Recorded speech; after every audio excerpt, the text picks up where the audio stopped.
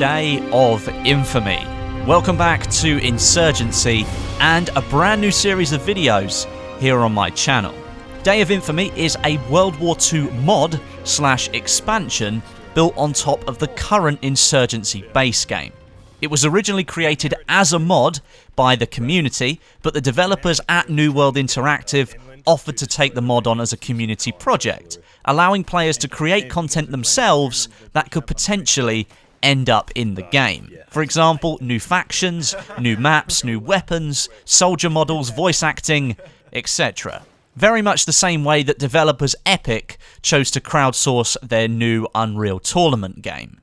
This series will cover the updates that make their way into the game over time, very similar in fact to what I did with the Battlefield 4 jungle map, which I made over 10 update videos for. So, how does Day of Infamy currently look in terms of development? Well, obviously, it's very early days here of beta testing, so lots of high-level assets are missing, but the core base elements are already in place. The developers chose to go with an American versus German force war to begin with, to gain some authenticity to the mod. As stated above, if the community can effectively create some other forces, like Russian soldiers for example, then this will be considered as an addition to the game in the future. It's worth noting that the British forces are already in development by the team of community members who were making this mod before New World Interactive took it over. In terms of gameplay and design, the project will function very similarly to the main Insurgency model. Hardcore combat and brutal damage. There are a few subtle differences though, with the main of these being the setting leading to certain features actually being absent from the game, such as body armor. Also, as we're looking at larger areas of battle here, and of course they're trying to replicate that feeling of World War II, the developers are currently testing an increase in player numbers, up from the old maximum of 32 up to 48 players. And I'll explain why this is important in a minute. Game modes on offer in the base game will also be present here, but the developers will be scripting new ones in as well, and the one that we played on the stream the other night, which is the footage that you're watching right now, was called Invasion, which is basically a modified version of Push. This was built to suit the setting where one faction is simply looking to invade the other's territory, where more reinforcement waves are given as there's so much killing going on, and the time in between each wave being respawned is much shorter as well. In terms of weaponry, this has all been themed accordingly. There's the iconic STG assault rifle, which actually is the world's first assault rifle available to the German faction.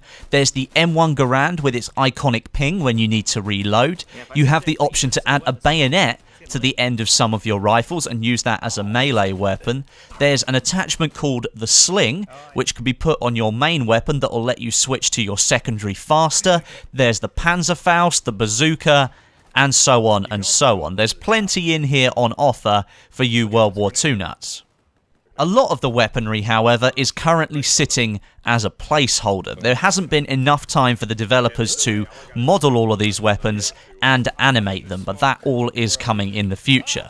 The two maps that are available in the mod, we'll be focusing on those in a second, are both what I'd like to call more open and scenic maps. But the developers do have plans to create some urban environments as well, but again, that will take time. They've got to create all of the assets. None of the ones in the Insurgency base game are really fit for a World War II setting.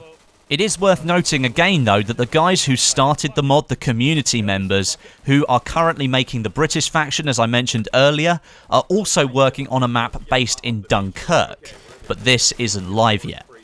The maps though, that you are actually able to play right now, are called Dog Red and Bastogne. Let's start with Dog Red, footage of which you've been watching anyway. This is a recreation of the Omaha beach landing, and the name might be familiar to you as well. If you've watched Saving Private Ryan, you'll know the landing zone in that film was called Dog Green, and Dog Red was the sector just down from there. The map features the iconic beach landing zone, which is headed up by two German bunkers, and they allow you to deploy the powerful MG42 machine guns on the ledges. Lots of open space on the beach, which leads to loads and loads of people getting killed. But can you start to see all of this tying in now?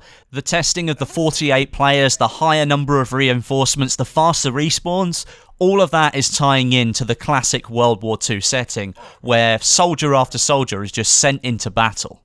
You then move into that bunker section, which is full of underground passages where enemies can bottleneck you pretty hard if they really try, and then you emerge above that back onto ground level with bunkers further back again and a couple of dunes like rolling hills in the way, so there is some obscured vision.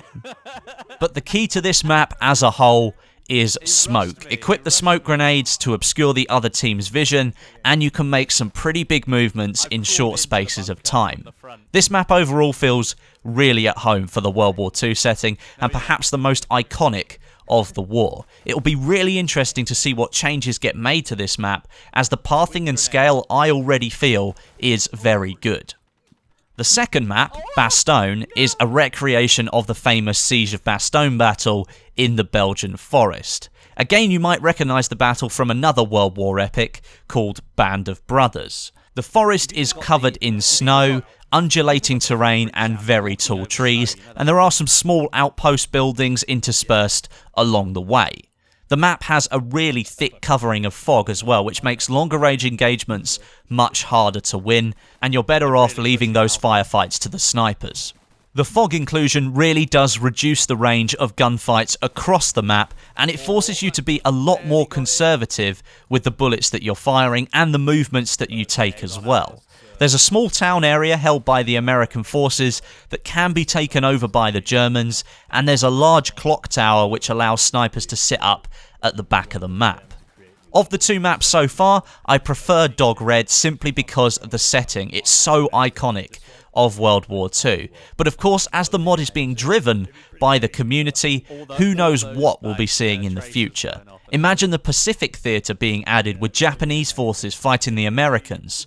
The possibilities are endless. If you'd like to download and try out this mod, then I would highly encourage you to do so. There is a link in the description to this video that takes you to the Steam community pages that will explain to you how to download the mod, how to access the beta client of Insurgency, and how to install the maps that you need to actually play in the mod. It's all available on one page for you, you just need to read it. It's really not that difficult. But if you've got the time and you like playing Insurgency anyway, or even if you don't, I would highly encourage you to give this a go. Now, as mentioned, I will be covering this mod over time as more additions are made, tweaks, patches, etc., and beyond its release as well, as there appears to be no end date for development of this mod. If you like this video giving you guys an overview of Day of Infamy for Insurgency, then let me know down below by dropping me a like and leaving a comment letting me know what you think of the mod so far, and maybe what you'd like to see added in the future. But until next time, my name is Westy, and I'll catch you guys in the next video.